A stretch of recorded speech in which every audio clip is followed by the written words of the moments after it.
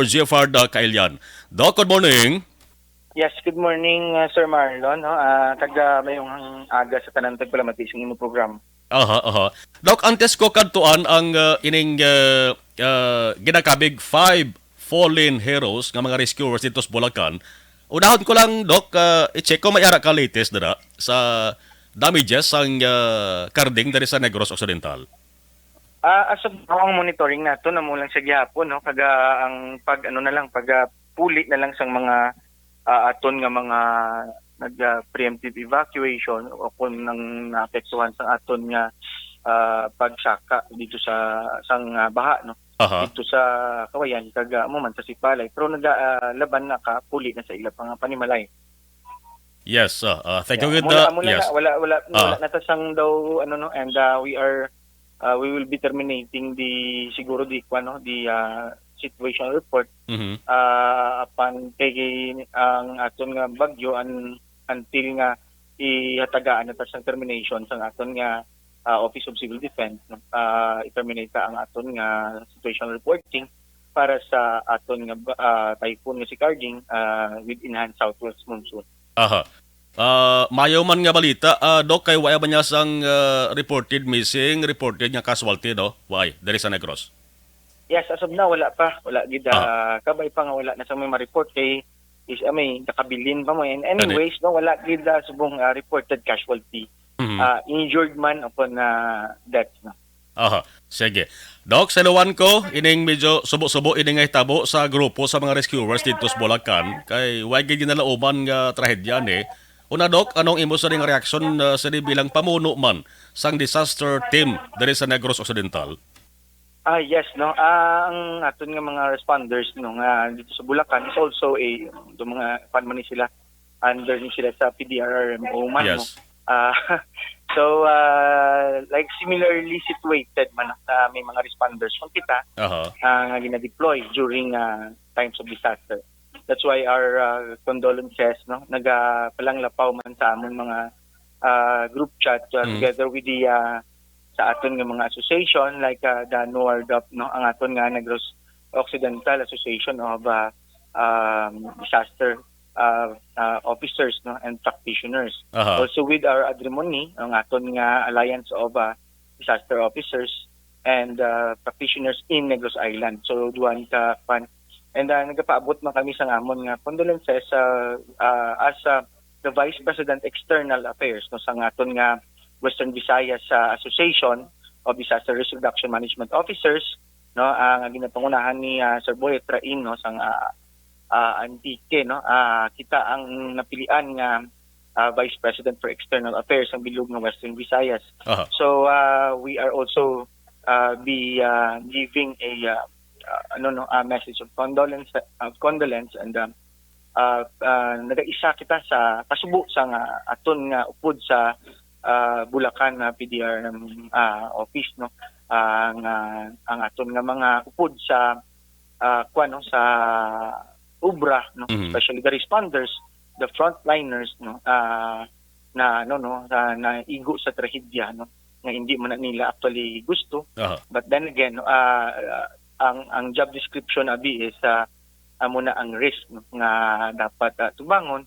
And again, kami ang bugos nga probinsya sa Negros Occidental kag ang aton nga mga DRM offices, no, sa bugos nga Negros Occidental upod man sa Western Visayas as the Vice President for External Affairs naga-extend sang amon nga kasubo, simpatiya sa aton nga mga upod dito sa Bulacan, no, sa PDRM office sa Bulacan. Aha. Balanta man, Doc, nga we cannot always predict what will happen, but kung ako maglantaw, si Doc, pwede ginitani malikawan with a better disaster plan sa amo tong situation sa Bulacan.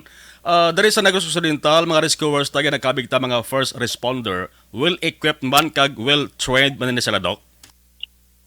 Yes, no, hindi man kita magsugot nga masampay ka lang sa no, yes, as responders nga hindi ka trained, no. If you could see, no, sa mga pictures nila, they're all wearing complete PPEs, they know what may mga equipment sila nga dala, no? Aha. And also amo man kita sina, wala kita sa Negros Occidental, wala kita naga padlagan man sang aton nga kwan nga kulang, no? Or kung kulang, then we have to ask for reinforcement, augmentation from other DRRM office, no? We have the bayanihan system here now in Negros Occidental sa upod sa ato ng mga banwakal syudad nga nagabinuligay in times of emergency and disaster.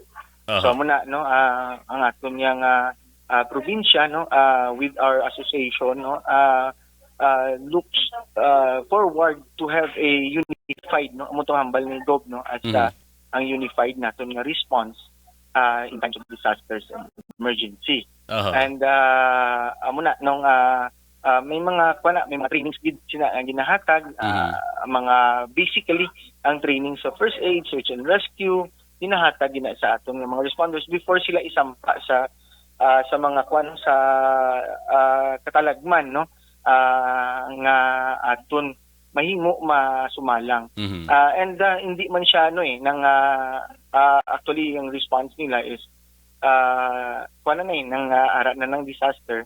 So if plans are made and then na-trap sila or na sila, hindi man na nila ang importante lang tani ang muna sa mga pumuluyo ginapanawagan ko man when in times of evacuation no para malikawan naton no ang search and rescue and retrieval. Search, rescue and retrieval are the last thing that a rescuer can do, no? Meaning may na-trap na, meaning wala nag-evacuate, no? Meaning may mga nabilin ng mga pumuluyo sa ilang balay, no? And we have to do something, no? Hindi mo na pwede nga masiling ka, babay, ida sila kayo, nga tiga na sila ulo. But then again, no, we have also to parang minsan ron man ang rescuer is not a superhero or superman. Yes. Hindi na sila super, mapatay man na sila ng mortal man na sila, no? Hindi na sila nga tungod na train na siya, sagad-sagad na gina siya. Hindi siya ma-entangled sa mga traps, no? Sa mga kuryente, sa dalawang nga ginalanguyan niya, no? Or sa iyang, maski ano pa na siya kasagad, no? Ang currents ng tubig kung perte ka, no? Kung iya na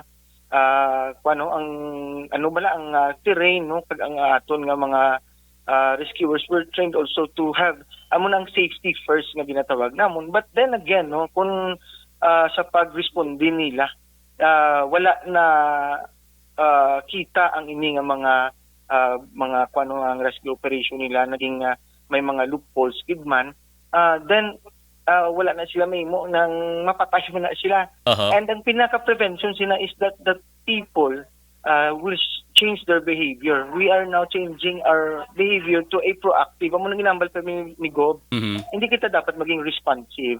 We have to be proactive. Hindi na magulat. Evacuate is evacuation. Responding to masiling nato na mag-responde kita is much greater risk than magwa ka lang sa balay mo and then after 1 day or 2 days sa aton nga evacuation center makabalik ka naman safe and sound sa imo nga sa aton panimalay. Yes. That's why we are always encouraging the preemptive evacuation sa aton nga mga pumuluyo para malikawan na ang ginatawag nga rescue. Kaya ang rescue usually we do that no kung may mga na-trap na or unsafe na ang lugar, unsafe na ang mga threat sa human life no. So amo na nga kinahanglan ta i-deploy ang ating responders to make rescue efforts no. But namas nami gid ang ginatawag nga prevention. Diri kita permi sa aton nga proactive means or measures para hindi na kita madulaan sang kabuhi. Ang atong responders are safe. They can save lives no again during this time or during non-disaster times sa times ng mga sa emergency situations wherein mapuslan ta pa sila get ang skills no kaya every responders remember Sir Marlon naga-invest kita sa kada responder through their training. Yes. Hindi mo na sila training na nila wala ginagastuhan. Aha. Ginagastuhan ina sa gobyerno. And we are investing big or a higher money, effort, and time just to train a responder and then muna bala madula, no? So ang skills na nila, ang ila experience hindi na mabayaran sang kwarta. Yes. So again, ang prevention, be proactive, amo nang aton nga message gid nga gina-remind ni Governor Bong Mhm. nga maging proactive kita sa sang disaster sa aton nga mga hazards. No, we have to know the hazards, we have to know when to evacuate, where to evacuate, your preparedness plan hindi sa self mo, sa family mo, kag sa community. Aha. So kinanglan completely planned ka. Wala labot sa nga imong pamilya ang imo gid self. Kabalo ka man mag plano kag mag preparar para sa imong Yes. kaugalingon. Aha. Sige. Doc, thank you so much Doc sa information ha kag nadula si Doc. Okay, balikan ta si Doc Jeffard Kailian. Importante itong panugyan niya sa publiko, no? Tuod gid man no? Kung magpati lang ang mga ka-action naton nga dapat temprano pa evacuate na kon kinahanglan, why na dis ang mga operation nga mapatigan. Doc, anyway Doc, thank you so much Doc sa information. Yes, Sir Marlon, salamat gid kag again, let us be reminded, no?